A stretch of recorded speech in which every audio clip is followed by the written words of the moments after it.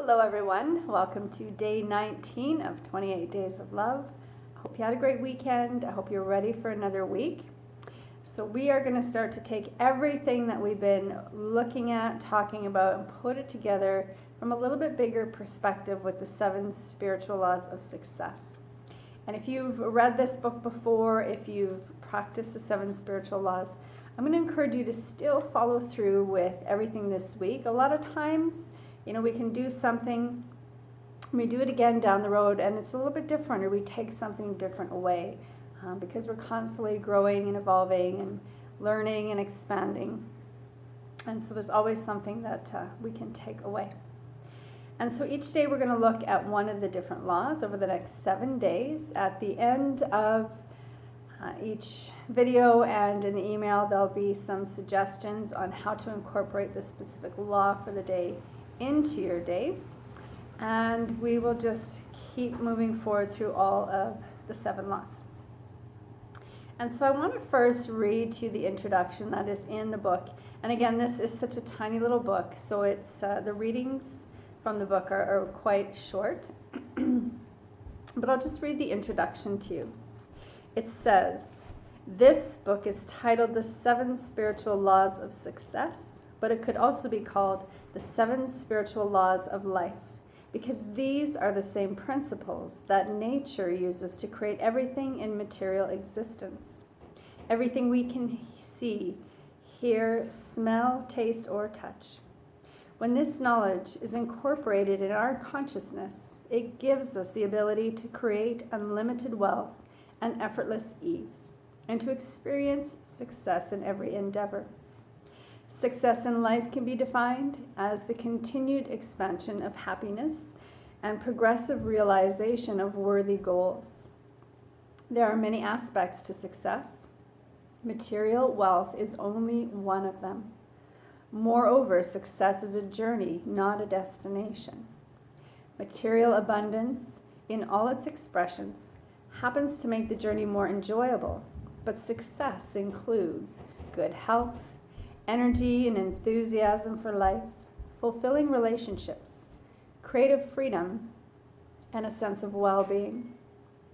Success is the ability to fulfill our desires with effortless ease, and yet success, including the creation of wealth, has always been considered to be a process that requires hard work and is often considered to be at the expense of others. We need a more spiritual approach to success and to affluence, which is the abundant flow of all good things to us. In spiritual terms, success is measured by how efficiently, how effortlessly we co-create with the universe. Hard work, struggle, and frustration are the opposite of what the ancient sages taught. They knew that spirit lies at the source of all achievement in life. They always began at the source, and they defined the source as pure potentiality, which is pure, unmanifest consciousness. The beauty of beginning at the source is that power resides there, the power of our inner being, the power of our spirit. In every seed lies the promise of a forest. Unseen energy flows into material manifestation. The physical laws of the universe are actually the process by which the unmanifest, unknown, and invisible is transformed into the manifest, known, and visible. Our most cherished desires are pure consciousness seeking expression from the unmanifest to the manifest. And if we give our deeper instincts a chance, success in life is not only possible, but inevitable. With the knowledge and practice of the 7 spiritual laws, we align with nature's intelligence, and our dreams and desires are easily fulfilled. When we understand these laws and apply them in our lives, anything we want can be created. How beautiful is that? And so we're going to dive right into the first law, which is the law of pure potentiality. And if you feel comfortable, maybe you want to close your eyes and bring your hand onto your heart Take a few deep breaths, really remove any distractions or remove yourself from any distractions, and just listen to the clear message in this reading. And if you just want to sit and continue to watch and listen to the video, that is fine as well. Just a suggestion. Okay, so let's look at the first law.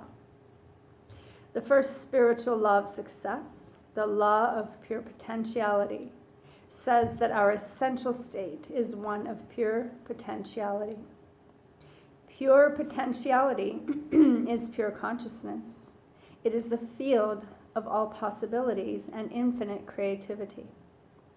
Our physical body, the physical universe, everything in the material world comes from the same place, a field of silent, unmoving awareness from which anything is possible. There is no separation between this field of energy and our spiritual essence, or our self. This field is our own self. And when we know that our essential nature is one of pure potentiality, we align with the power that manifests everything in the universe. Knowing who we really are gives us the ability to fulfill any dream we have, because the same field that nature uses to create a forest, a galaxy, or a human body can also bring about the fulfillment of our desires.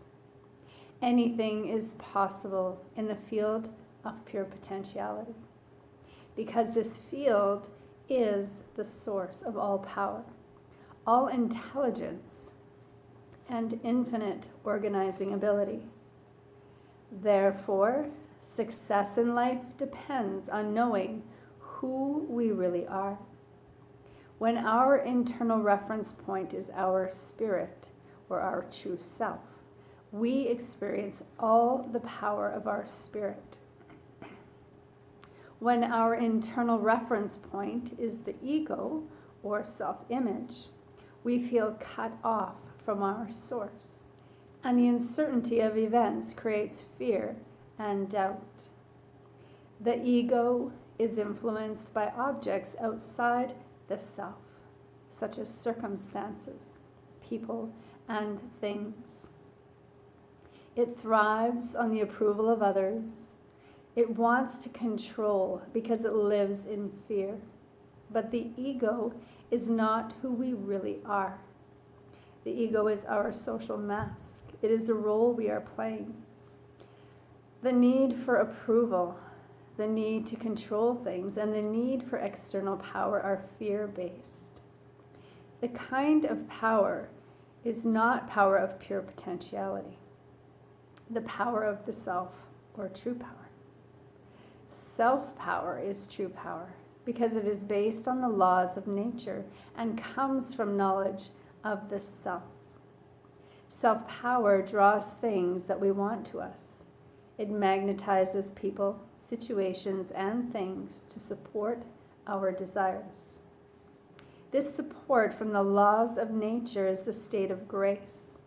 When we are in harmony with nature, we create a bond between our own desires and the power to make these desires materialize. How can you experience the law of pure potentiality? One way is through the practice of silence and meditation. This means tuning out the world and taking time to simply be. In the Bible is the expression, "Be still and know that I am God."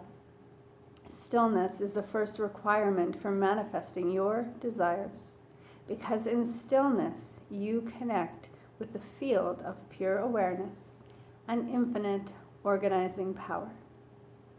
Imagine throwing a little stone into a still pond and watching it ripple. That's what you do when you go into silence and introduce your intention. Even the faintest intention ripples across the field of universal consciousness that connects your desire with everything else. This field can orchestrate an infinity of details for you. But if your mind is like a turbulent ocean, you could throw the Empire State Building into it and you wouldn't notice a thing.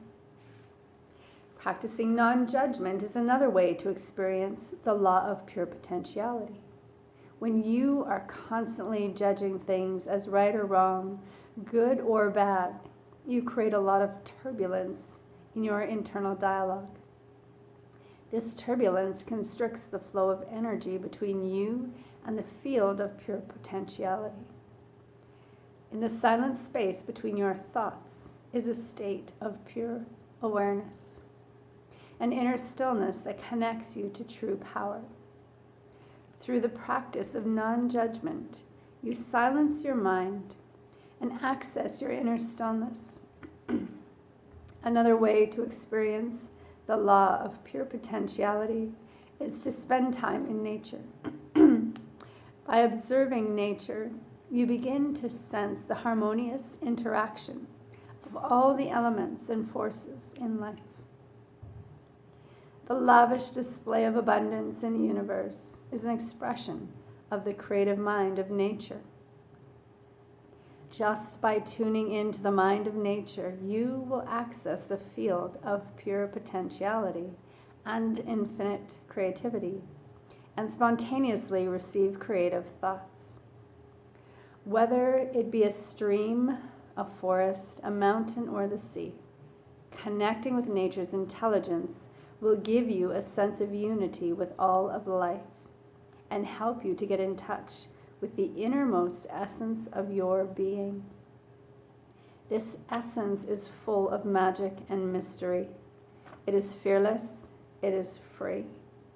When you are grounded in the knowledge of your true self, you never feel fearful or insecure about money or fulfilling your desires. You never feel guilty about wanting or having an abundance of anything, because you realize that the essence of all material wealth is life energy. You know that your desires are inseparably connected with everything else. Your very desire is not your own. It's an evolutionary impulse coming through you. So why would you doubt it? That impulse is part of the greater pattern, which is to grow and evolve into greater abundance and creativity. The law of pure potentiality says that you are consciousness itself, both as it manifests in the material world and as it lies unmanifesting in your being.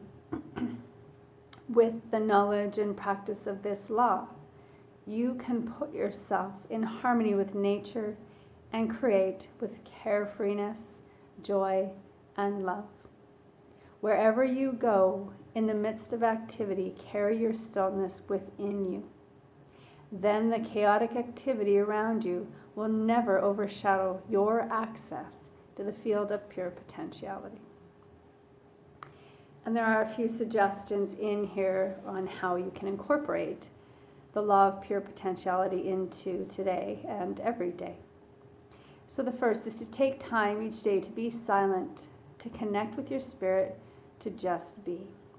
And I've included some information in the email with some meditation and some tips and guides to help you do this. The next is practice non-judgment. Begin each day with a statement or an affirmation that says, "Today I shall judge nothing that occurs." And throughout the day, remind yourself of that statement, especially each time you catch yourself judging. And lastly, commune with nature. Silently observe the intelligence within everything. Watch a sunset, listen to the sound of the ocean, or simply smell the scent of a flower. So that is our first law, the law of pure potentiality. Again, in the email, I will have some other resources to help you incorporate this law into your day and to carry it forward through every day. And again, each day we will introduce a new law. We'll do the reading and look at ways to incorporate it. So thank you so much again for tuning in. And again, if you have gone through the 7 spiritual laws already. I'm going to encourage you, do it again. I've done it a few times, and each time it is slightly different. I also have in the email a date for our get-together for those of you that are close or able to. So I've set the date as Thursday, March 1st from 7 to 9 p.m. So I know some of you won't be able to make it just because some of you are from different provinces, and I wish I could bring you here. But for those of you that are close, if you're able to make it, let me know. Either way, if you can't make it, let me know too. And then we'll just plan from there. Hopefully I have enough space, or if I need to, I will create more space. So do the work. Have a fabulous Monday. Go into your week with positivity, being in the now, just being. I will see you back here tomorrow for our 2nd spiritual law, and we'll just keep building and growing from there. Have a wonderful day. We'll see you tomorrow.